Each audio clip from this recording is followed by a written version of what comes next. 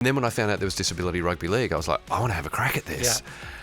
The first game we played 8 years ago, almost to the day, was against Leeds, and it was a lot tougher than I thought it was going to be. Of course it was. And one of their big forwards, this is when I learned, there's one thing that English people like hitting harder than an Australian, and it's an Australian on television. Because...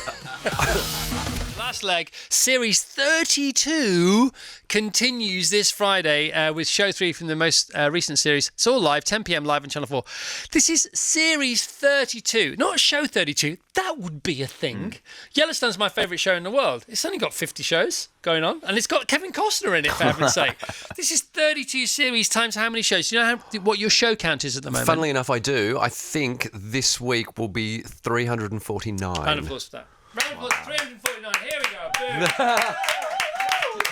Mondays. I think we did like close to 200 TFIs, but you've done double that, and you're Wow. still going strong, and you've got plenty in the tank yet. So obviously Trump has made more than a few appearances on the show over the last couple of weeks, but you have something in common with Donald Trump. Whether you like to admit it or not, you've got to surrender to the fact that you do. I do. Off you go. I, as of last week, am officially the president of the Rugby League. So Donald, president of the United States of America, you're president of the actual rugby league. Yeah, of the RFL, English Rugby League. Unbelievable. I'm imposing tariffs on I was going to say anyone from outside of Yorkshire. St Helens, Widnes, Wigan, Leeds, definitely. Hull Kingston Rovers, forget it.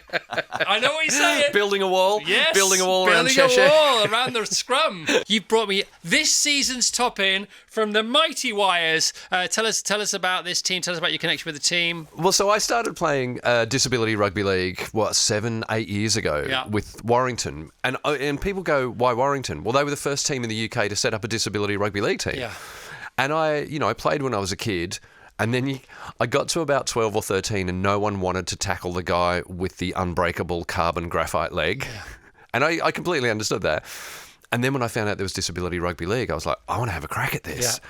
And I'll be honest, the first game we played, actually it was 8 years ago, almost to the day, was against Leeds, and it was a lot tougher than I thought it was going to be. Of course it was. This is awful, but I went in and was like, oh, they're all disabled, it'll be fine. Yeah.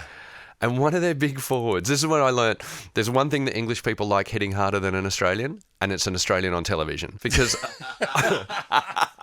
I was on the wing and I noticed one of their big forwards, Tommy, come right out to my wing. He got bigger and bigger, the big forward, who's really big by the time he arrived. And the next time I ran, he tackled me, threw me on the ground, jumped on my back, and in my ear just went, I enjoyed that. And I was like, oh, okay, this is real now, isn't it? Welcome to the club.